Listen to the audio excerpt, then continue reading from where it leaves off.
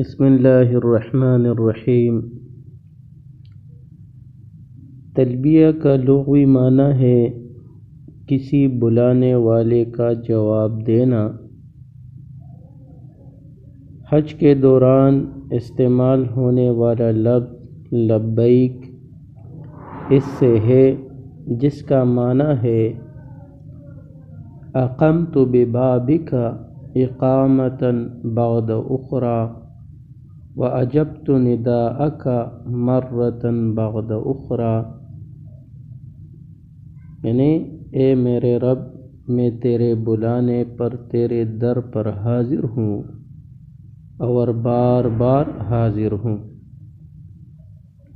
تلبیہ کا حکم حنفیہ کے ہاں احرام کے لیے ایک مرتبہ تلبیہ پڑھنا ضروری ہے اور ایک مرتبہ سے زائدہ پڑھنا سنت ہے۔ ایک حالت سے دوسرے حالت میں جاتے ہوئے تلبیہ پڑھنا سنت مؤکدہ ہے، جبکہ حالت بدلے بغیر تلبیہ کی کثرت مستحب ہے۔ تلبیہ کے الفاظ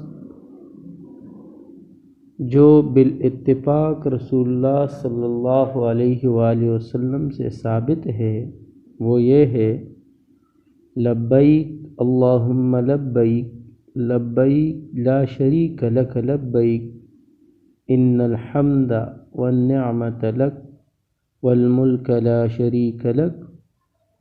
تلبیہ کے الفاظ کے درمیان کمی کرنا، درمیان میں جو الفاظ ہم نے ادا کیے ان کے درمیان میں کمی کرنا یا زیادتی کرنا، کسی لفظ کا ان کے درمیان میں کمی اور زیادتی کرنا یہ مکروہ ہے۔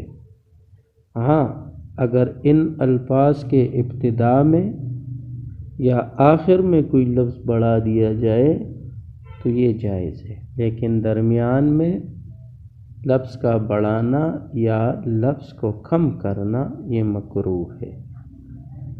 تلبیہ کی شرائط میں سے ایک یہ ہے کہ زبان سے اس پر تکلم کر لے، اور اس تکلم کی آواز، یہ جو انسان بول چال کرتا ہے تو اس کی آواز کم از کم خود سن لے، جبکہ دوسری شرط یہ ہے کہ کم از کم ایک مرتبہ تلبیہ پڑھ لے۔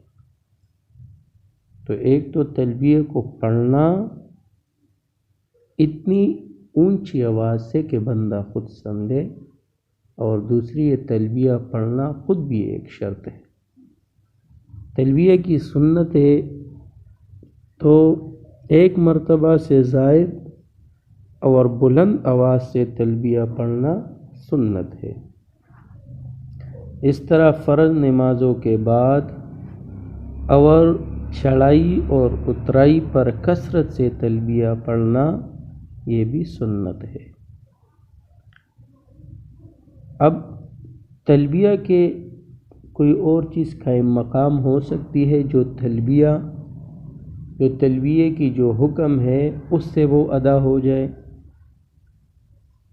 تو میرے محترم سامعین، مخصوص تلبیہ پڑھنا یہ تو سنت ہے، تاہم احناف کے نزدیک کوئی بھی ذکر جس میں اللہ تعالیٰ کی عزت و عظمت پر دلالت ہو رہی ہو، تلبیہ کا قائم مقام بننے کے لیے کافی ہے۔ اسی طرح قربانی کے جانور کو اپنے ساتھ لے جانا اور قربانی کے جانور کو اپنے ساتھ مکہ لے جانا یہ بھی تلبیہ کا قائم مقام ہے، لیکن یہ تلبیہ کا قائم مقام بننے کے لیے ان کی کچھ شرائط ہے۔ تو ایک شرط تو یہ ہے جانور لے جانے سے احرام کی نیت کی ہو۔ جو قربانی آپ لے کر جا رہے ہو تو اس کے لیے ضروری یہ ہے کہ اس میں احرام کی نیت ہو۔ دوسری شرط، جانور کو مکہ مکرمہ کی طرف لے جایا جائے۔ تیسری شرط یہ ہے کہ اس جانور کے ساتھ یہ حاجی خود بھی ہو، یعنی کسی کے ہاتھوں نہ بھجوائے۔ ہاں، اگر کسی اور آدمی کے ہاتھ جانور بھیج رہا ہو تو پھر اس کے لیے ایک شرط یہ ہے کہ میقات میں داخل ہونے سے پہلے جو ہماری میقات ہے اس میں داخل ہونے سے پہلے خود جانور کے ساتھ میقات میں داخل ہو جائے، یعنی جانور پھر اس کے ذات ہو، میقات میں داخلہ دونوں کا ایک ساتھ ہو۔ ہاں، اگر جانور قران یا تمتع کا ہو اور اشہر حج ہو تو استحساناً خود جانا شرط نہیں ہے۔ پھر اب تلبیہ کب شروع کرے اور کب ختم کی جائے؟ تو میرے محترم سامعین، احرام کے لیے غسل کرنے کے بعد 2 رکعت نماز پڑھ لے، اور نماز پڑھ لینے کے بعد فوراً آسانی کی دعا کر لے، حج کی نیت کر لے اور تلبیہ پڑھنا شروع کر دے۔ حاجی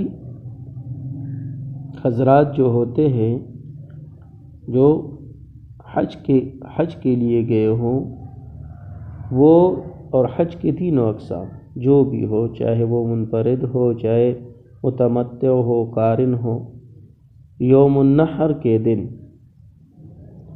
جمر عقبہ پر رمی کرتے وقت تلبیہ پڑھنا چھوڑ دے، جبکہ عمرہ ادا کرنے والا شخص طواف کرتے ہوئے جب حجر اسود کا استلام کرنے لگے تو تلبیہ پڑھنا چھوڑ دے۔ تو یہ تلبیہ کے متعلق اہم مسائل تھے۔